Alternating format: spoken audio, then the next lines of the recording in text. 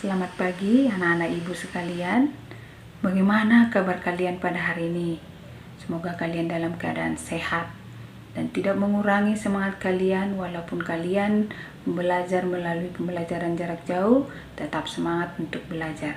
Sebelum kita memulai pembelajaran kita hari ini, kita terlebih dahulu berdoa menurut agama dan keyakinan kita masing-masing. Mari kita berdoa. Doa selesai.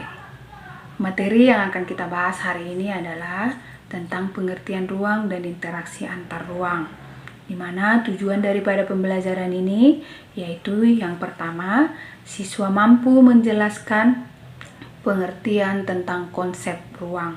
Yang kedua, siswa mampu menjelaskan pengertian interaksi antar ruang. Yang ketiga, siswa mampu memberikan contoh interaksi yang antar ruang yang ada di wilayahnya. Beserta yang keempat, siswa nantinya akan mampu memberikan contoh keruangan antar wilayah di Indonesia. Makhluk hidup di permukaan bumi membutuhkan ruang untuk melangsungkan hidupnya. Nah, siapa yang pernah pergi ke daerah pantai?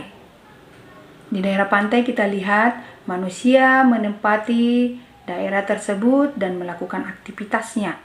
Begitu juga dengan daerah seperti daerah kita ini, daerah pegunungan, kita menempati wilayah ini dan kita tinggal di sini melakukan aktivitas kita.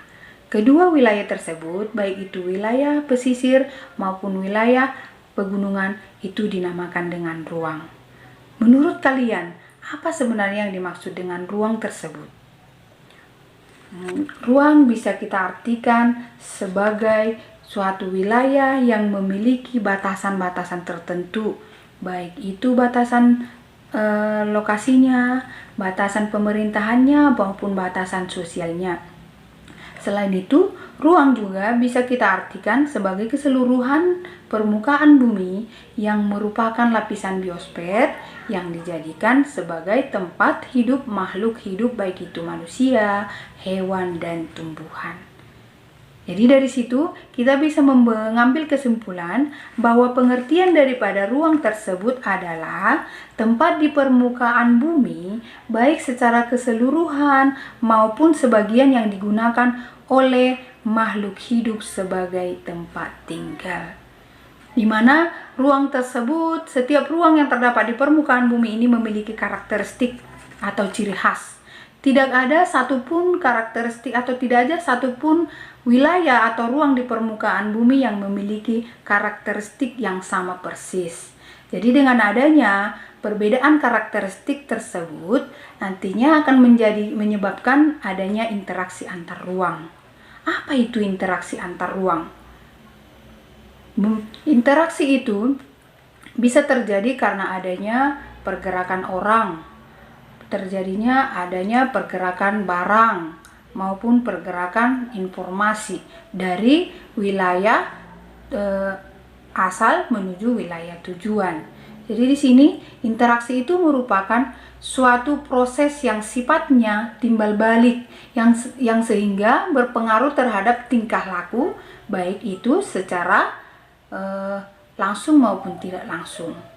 Interaksi yang secara langsung ini bisa kita lakukan dengan cara mengunjungi suatu tempat atau melakukan perjalanan. Interaksi yang secara tidak langsung bisa kita lakukan dengan cara membaca berita beserta melihat tayangan di televisi dan lain sebagainya. Jadi apabila terjadi interaksi dengan adanya pergerakan manusia, itu bisa disebutkan dengan mobilitas. Sedangkan interaksi yang terjadi akibat adanya pergerakan barang atau energi itu dinamakan transportasi.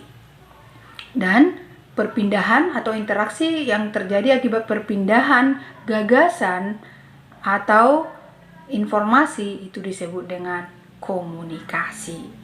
Nah, sekarang kita lanjutkan ke kondisi yang saling bergantung sehingga terjadinya interaksi ini. Kenapa bisa terjadi interaksi antar ruang? Karena adanya saling ketergantungan. Yaitu yang pertama itu adanya saling melengkapi. Contohnya yang saling melengkapi ini daerah Tanjung Timur yang berpenghasilan cabai akan mengadakan interaksi dengan daerah Durian Tinggung yang berpenghasilan bawang. Jadi saling membutuhkan. Wilayah Tanjung Timur membutuhkan bawang dan wilayah Durian Tinggung membutuhkan cabai. Itu yang namanya interaksi saling melengkapi.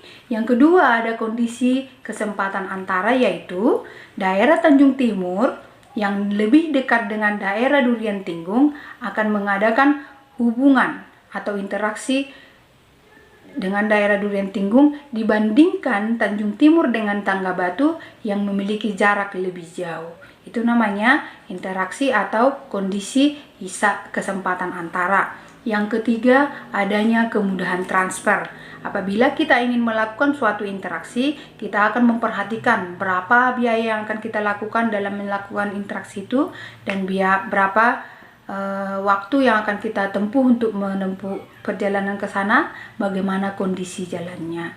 Jadi untuk itu, Ibu berharap kalian sudah mengerti apa itu yang dinamakan dengan ruang, apa itu interaksi ruang, dan faktor apa atau kondisi yang bagaimana yang mengakibatkan adanya hubungan interaksi ke ruangan tersebut.